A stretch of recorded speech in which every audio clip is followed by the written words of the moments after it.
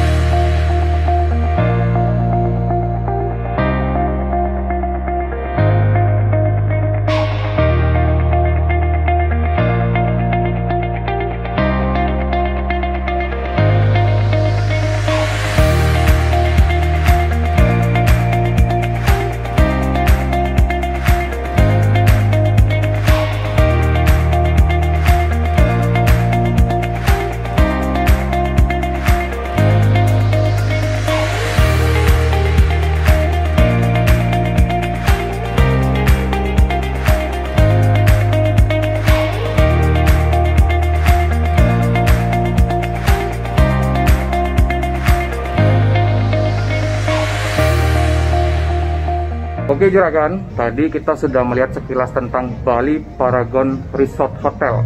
Untuk lebih detailnya, sekarang saya akan bertanya ke Pak Nanang. Pak, Bali Paragon Resort Hotel tuh detailnya seperti apa Pak? Mungkin bisa dijelaskan.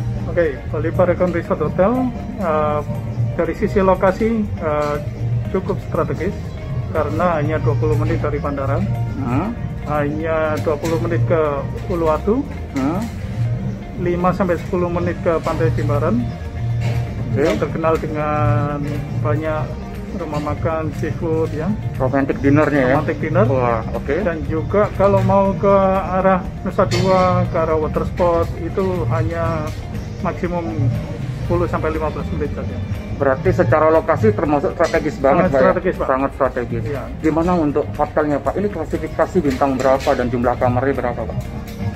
Bali Paragon Resort Hotel bintang 4 yang mempunyai konsep elegan dan juga hotelnya mempunyai kamar 379 unit kamar. 379. Ya. Wow. Jadi kalau para juragan punya tamu atau cari hotel dengan kapasitas kamar banyak, Iya. untuk wilayah Jimbaran sini. Wah, tempat yang sangat tepat. Luar biasa, 370 kamar Juragan. Ini akses bus bisa Pak ya? Akses bus bisa, karena kita di main road Pak. Oh, main roadnya, Ya. Mantap. Jadi aman lah kalau Ya. bus 45 seater itu ya? Aman. Siap. Kemudian fasilitas yang dimiliki hotel apa aja Pak? Sebagai bintang 4, hotel ini mempunyai fasilitas yang cukup lengkap, yaitu kolam renang yang cukup luas untuk dewasa, untuk anak-anak. Terus ada gym dengan peralatan yang cukup memadai dan sangat lengkap untuk semua kegiatan. Ada fasilitas spa dan juga ada 2 restoran Pak. 2 restoran. Dan 1 restoran yang outdoor, satu lagi, dan bisa dilakukan banyak kegiatan. Oh, sudah pernah handle event-event gathering dinner atau apa Pak? Sering Pak. Sering ya? Sini kami sering mengadakan event-event handle internasional Internasional juga Juragan. gitu. Wedding juga ada Pak? Nah, Untuk wedding, hotel ini sangat strategis karena lokasi di Jimbaran, terutama yang mempunyai event-event wedding di Jimbaran area. Oh, buat undangan berarti Pak ya? Kamar untuk undangan di sini sangat strategis. 370 kamar juragan, pasti masuk udah itu. Nah, oke, Pak Nanang, berarti sekilas tadi sudah fasilitas sudah, lokasi sudah, dan ternyata Bali Paragon Resort adalah hotel bintang 4 nih. Ya. Nah, sekarang saya mau diskusi ringan sedikit nih sama Pak Nanang nih. Jadi kita semua tahu di masa pandemi ini pariwisata kan hampir lumpuh total ya Pak Nanang ya. Ya. Ini saya sudah menyiapkan 5 pertanyaan nih buat Pak Nanang. Jadi karena beliau sosok senior bagi saya sampai mencatat pertanyaannya juragan biar nggak salah ngomong nanti. Pak Nanang, ini diskusi ringan aja ya. Pertanyaan pertama nih Pak Nanang, dalam menyambut pariwisata new normal, bagaimana persiapan hotel dalam menyambut pariwisata new normal? Mungkin bisa dijelaskan sedikit? Bali Paragon Resort Hotel sudah sangat siap untuk menyambut wisata new normal ini, karena kami sudah mempraktekkan dari bulan April, Pak.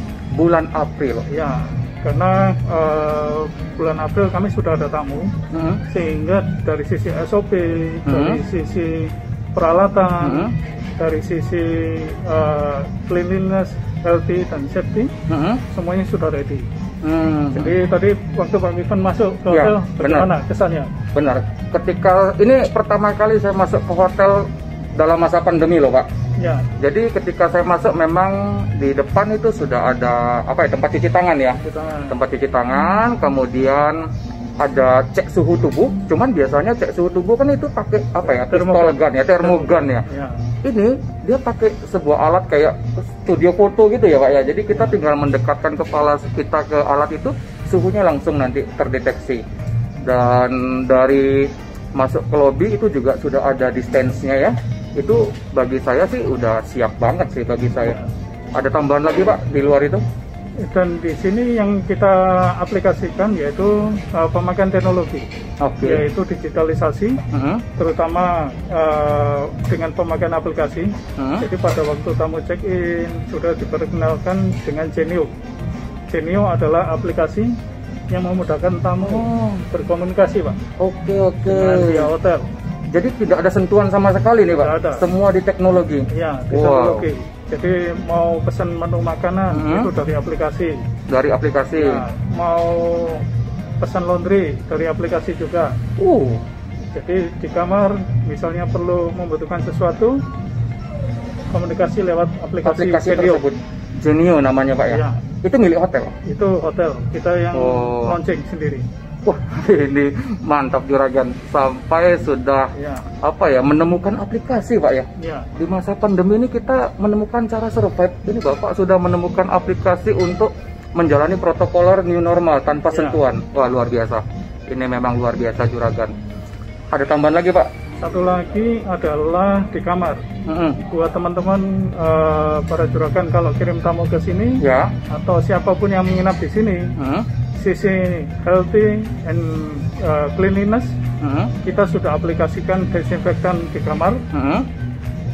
Desinfektan di kamar itu pun tidak cukup, kita sudah juga mengaplikasikan pemakaian UV. Jadi UV ini bisa membunuh bakteri sampai tingkat yang terkecil. Jadi juragan, untuk kamarnya Bali Paragon Resort Hotel ini memberikan servis tambahan. Yang pertama adalah penyemprotan disinfektan Pak ya, semacam fogging. Nah, kemudian yang kedua itu adalah penggunaan sinar UV yang kurang lebih fungsinya sama, membunuh kuman di udara ya Pak ya. Jadi ketika tamu check-in nanti, ini sudah aman ya, sudah steril. Wah, ini luar biasa juragan. Jadi Bali Paragon Resort Hotel ini benar-benar sudah menyiapkan semua kebutuhan pariwisata new normal dan sudah siap gitu loh, sudah tinggal eksekusi aja. Jadi nggak usah ada kekhawatiran, di Bali Paragon sudah siap. Mantap. Oke Pak Nanang, yang pertama pertanyaannya jawabannya excellent banget. Yang kedua nih, apa sih perubahan yang terjadi ketika di masa new normal ini Pak Nanang? Kan pasti ada sedikit perubahan-perubahan dengan aturan baru nih. Kira-kira apa aja perubahannya Pak Nanang? Ada beberapa perubahan Pak. Kalau di hotel saya lihat adalah perubahan aturan, perubahan perilaku tamu juga. Misalnya di restoran yang tadinya kapasitas 100 orang, maka berubah menjadi 50. Oke. Dengan seating kapasitas dikurangi untuk menjaga physical distance. Oke. Terus yang lain adalah pemakaian alat-alat makan yang sudah kita sosialisasikan, tidak memakai gelas, tetapi memakai alat-alat yang sekali pakai. Bahan ininya sekali pakai ya? Jadi sekali makan, sekali minum, buang? Ya, tapi yang bisa daur ulang, Pak. Yang bisa didaur ulang, berarti masih menjaga keseimbangan alam. Mantap. Yang lain adalah kita belum mengaplikasikan buffet untuk makan pagi, makan siang, makan malam, Pak. Karena untuk menghindari satu crowd dan juga kita menjaga physical distance juga, Pak. Berarti buffetnya ini tidak dipakai karena menghindari keramaian ya, dan menjaga physical distancing. Itu saya rasa aturan baru ya, Pak ya, dalam new normal.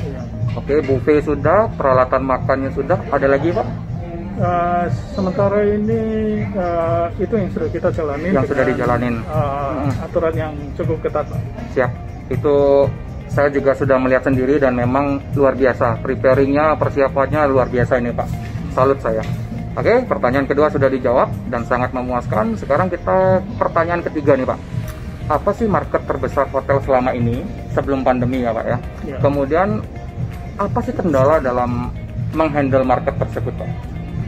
Untuk di Bali Paragon Resort Hotel dominan adalah market Cina, Pak. Market Cina. Ya, jadi kami yang pertama kali terdampak yaitu di akhir Januari dan kami harapkan secepatnya market Cina ini recovery. Ya, sehingga bisa datang ke Bali secepatnya dan juga bisa tidak hanya di Bali Paragon ya, karena di Bali adalah number one market secara volume, Pak. Secara volume, ya. Sehingga bisa menghidupkan ekonomi, tapi dengan konsep tetap kewaspadaan dan kehati-hatian. Kewaspadaan dan kehati-hatian. Yaitu dengan penerapan protokol. Ya, pasti penerapan protokol new normal. Nah, kendalanya ada nggak, Pak, kendala menghadapi market Cina ini? Masing-masing market mempunyai karakter dan kita sudah berpengalaman untuk menangani market. Berarti udah paham banget ini, jadi nggak ada kendala lah, semua bisa tersolusikan dengan baik, luar biasa. Oke, Pak Nanang, pertanyaan berikutnya, Pak Nanang. Bulan Agustus nanti ini kan pemerintah kita sudah membuka pintu masuk untuk wisatawan mancanegara nih. Bali Paragon Resort sendiri nih dalam mengantisipasi persaingan market, kemudian perubahan market, ini sudah melakukan promosi tertentu atau belum ini, Pak? Kami sudah antisipasi, Pak. Jadi untuk bulan Agustus dan selanjutnya kami sudah siap dari sisi produk dan dari sisi promosi. Kami sudah menyiapkan paket-paket wisata. Ya, terutama kalau kita lihat ini yang siap duluan kan paket domestik ya. Domestik, betul. Domestik, ini kita udah siapkan paket golf, terus explore Bali. Kalau explore Bali itu termasuk sewa sepeda motor gratis. Ya, terus Bali Fun Package itu berlibur dengan keluarga. Yang kita bisa bundling dengan objek-objek wisata yang di Bali. Berarti sudah ada programnya ya? Sudah, Pak. Wah, mantap ini promosi untuk wisatawan domestik dulu nih, Pak. Kalau untuk mancanegara nih, Pak? Untuk mancanegara kita juga sudah lakukan, tetapi untuk saat ini baru dibuka di bulan September ya. Sehingga kita masih koordinasi untuk promo-promonya. Siap. Tapi sudah siap lah ya untuk ketika pintu masuk dibuka sudah prepare untuk wisatawan baik asing maupun domestik. Pak Nanang, ini mantap. Kemudian pertanyaan kelima nih, Pak Nanang, pertanyaan terakhir. Jadi apa sih harapan Bapak akan pariwisata Bali ke depannya? Pariwisata Bali ke depannya adalah pariwisata yang sustain, yang berkelanjutan, yang tetap menjadi penyangga ekonomi di Bali, adalah dicarikan solusi supaya tidak menjadi sangat rentan, karena sangat mudah terpengaruh oleh berbagai faktor yang dimana saya sudah mengalami dari bom Bali, dari krisis ekonomi, dari berbagai macam bencana alam. Nah, bagaimana caranya kita supaya pariwisata ini recovery-nya cepat. Iya. Nah, ini karena penggerak ekonomi di Bali di atas 50% adalah pariwisata. Benar. Nah, itu yang kita perlu bangun, Pak, yaitu pariwisata lokal, pariwisata domestik dan internasional. Ya, berarti pariwisata yang berkelanjutan dan cepat recovery-nya, Pak. Recovery, Pak. Karena memang semenjak beberapa tahun terakhir ada aja pukulan-pukulan berat ya, Pak ya. Mulai dari yang seperti Pak Nanang bilang teroris, bom Bali ya. Kemudian ada krisis moneter baik di Asia ataupun di dunia. Kemudian ada gunung meletus ya, Pak ya. Gunung bencana alam, sampai yang sekarang virus. Ini yang paling berat kayaknya yang mana nih, Pak? Pak, ini paling lama virus ini, Pak. Virus ya? Datangnya tidak terdeteksi, perginya juga kita belum tahu kapan. Tapi harapan kita sih semoga cepat bangkit aja, Pak. Semoga cepat bangkit, dan mungkin ini bisa dijadikan pelajaran bagaimana ke depannya pariwisata kita ini bisa lekas recovery seperti kata Pak Nanang. Jadi kita tidak bisa menghindari pukulan telak tersebut, tapi kita bisa merecovery secara cepat ya, Pak ya. Nah, mungkin seperti itu. Nah, Pak Nanang, ini di luar pertanyaan yang sudah saya catat nih. Pak Nanang itu kan jadi DOS ya. DOS itu Director of Sales. Tugasnya DOS itu apa sih, Pak, di suatu hotel? Tugas Director of Sales and Marketing adalah membawai kegiatan sales and marketing suatu hotel untuk mencapai revenue yang sudah ditargetkan. Jadi kalau kita melihat apa sih perbedaan sales dan marketing, kira-kira apa, Pak? Perbedaan sales dan marketing? Ini kalau pemahaman saya loh, kalau sales itu dia lebih condong kayak door to door, direct to person. Kalau marketing lebih ke brandingnya, ke konsep ke brandnya itu. Kurang lebih seperti itu. Jadi kalau sales adalah menjual produk. Oke. Nah, kalau marketing adalah menjual brandnya. Membesarkan brand, menjual brand. Jadi kalau kita melihat suatu produk, maka kenapa suatu produk dihargai dengan nilai tertentu? Karena sales and marketing yang dibangun oleh produk itu. Oke. Kurang lebih saya paham Juragan, tapi semoga diskusi ringan ini bisa ada manfaat dan ilmunya nih. Berarti kurang lebih DOS itu mengatur tugasnya itu mencapai target ya secara kasar ya, Pak ya, dan mengatur ininya ya, mengatur kegiatan sales and marketingnya. Dan yang menentukan harga hotel dari rate hotel untuk ke publish, ke agent, ke wholesaler itu dari DOS ya, Pak ya. Ini secara tim, Pak ya. Kita ada namanya revenue department. Jadi analisa pasar bagaimana, terus dari target yang diinginkan bagaimana, sehingga nanti pada akhirnya muncul harga jual. Berarti pakai analisa nih, Pak? Analisa, Pak. Keren. Ya dapat ilmu sedikit lah Juragan. Jadi di mana kurang lebih tugas seorang DOS ternyata nggak ringan-ringan ya, Pak ya. Dan ya pencapaian revenue suatu hotel tuh mungkin tanggung jawabnya DOS ya, boleh dibilang ya. Tanggung jawab secara keseluruhan. Secara keseluruhan. Besar Juragan kerjaannya dan tanggung jawabnya. Tapi setahu saya Pak Nanang ini dari dulu DOS terus ya, Pak ya. Jadi memang sosok Pak Nanang ini di mata saya pribadi ini sosok yang humble, namun berbobot, terutama dari sisi edukasi yang beliau berikan ini. Jadi saya kalau ada masalah apa di hotel belum tahu apa, Pak ini artinya apa, jadi saya biasanya tanya ke Pak Nanang dan beliau itu menjawab dengan penuh pemahaman. Jadi sosok yang boleh dibilang sebagai salah satu praktisi, sosok senior, dan bisa juga sebagai guru saya menimba ilmu di dunia perhotelan nih Pak Nanang nih. Oke Pak Nanang, kurang lebih seperti itu. Saya berharap semoga Bali Paragon Resort ini sukses terus. Terima kasih, sama-sama. Ya, dan pariwisata Bali semoga bangkit ya Pak Nanang ya. Amin. Oke, gitu dulu Pak Nanang. Terima kasih banyak atas waktunya. Dan teman-teman, nanti Om Jin akan mengekspos beberapa rekan atau beberapa sosok lagi.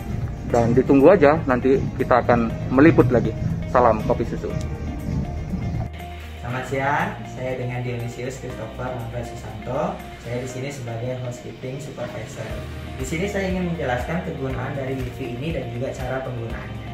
Jadi fungsi dari UV ini untuk menghilangkan atau menetralisasikan kuman-kuman yang ada di dalam kamar. Dan cara penggunaannya itu kita lakukan setelah tamu check out.